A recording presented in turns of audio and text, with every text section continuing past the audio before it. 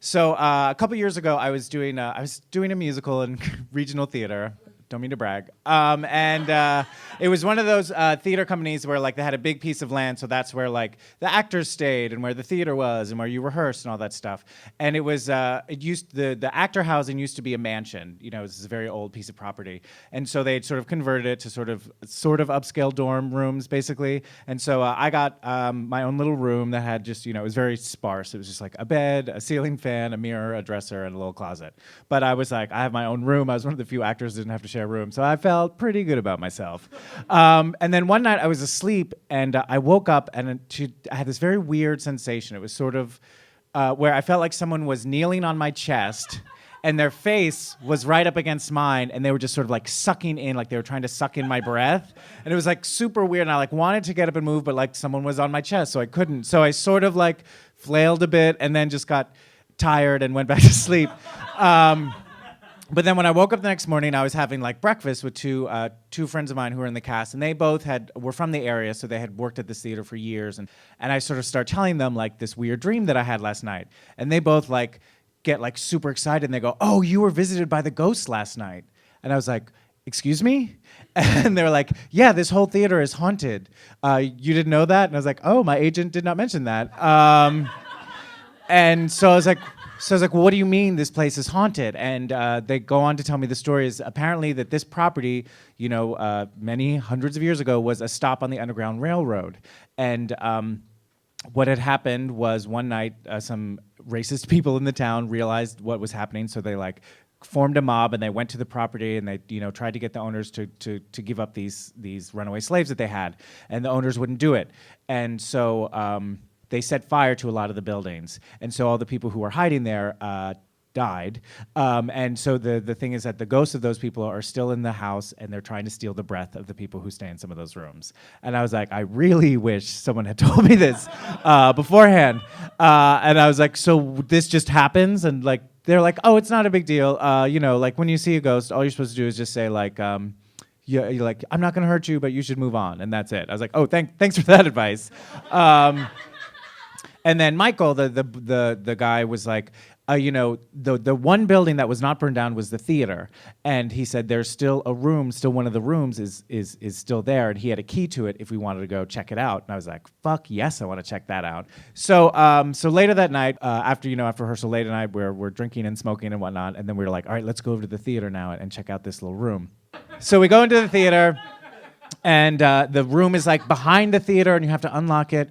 And so my friend, and it's like he opens up like just like one of those like doors on the floor kind of thing, and it just like it's like walking into blackness. So we go down there, and it leads to, there's just like a circular staircase to this small, probably about as wide as the stage, but just like a circular room.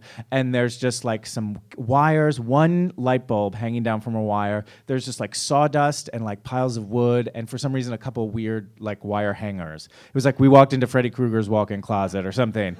So we're all just sitting there, and it's just sort of surreal because you're like, oh, people hung out here on the Underground Railroad, and you just start talking about like how lame racism is and like what happens when you die and all that stuff. And so, and we're just sort of talking, and then after a while, like all the sort of like old cobwebs just suddenly, it gets super cold, and they all just sort of like drift a little bit as if there's a breeze, but we're in a basement, so there's no possible breeze. And then Jessica, the girl, and I, without saying or anything, and I didn't even thought about it, I literally just like stood up. I remember thinking like, my nipples are rock hard right now. But it was just so alarming because I did not think about it. I just stood up, and Jessica looked as surprised as I was.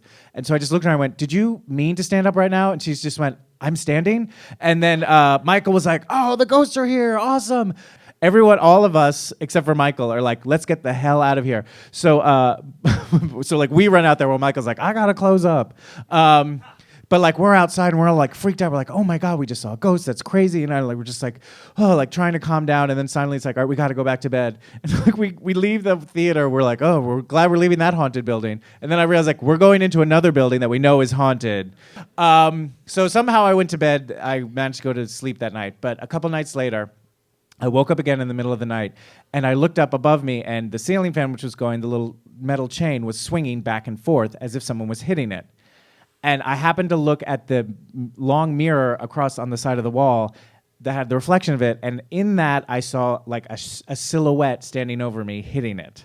So I was totally freaked out, and I just, in a stage whisper, just went, hey.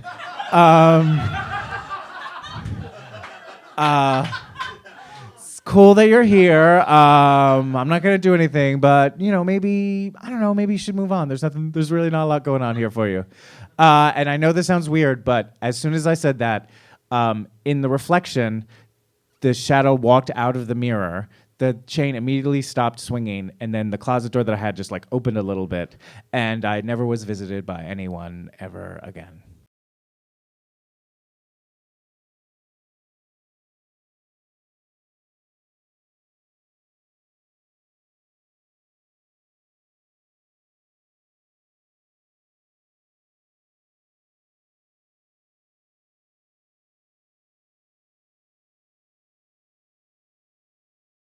Hi, I'm Dan from the Upright Citizens Brigade Theater. We raised all these videos from the time they were very little, so won't you please subscribe to UCB Comedy right there?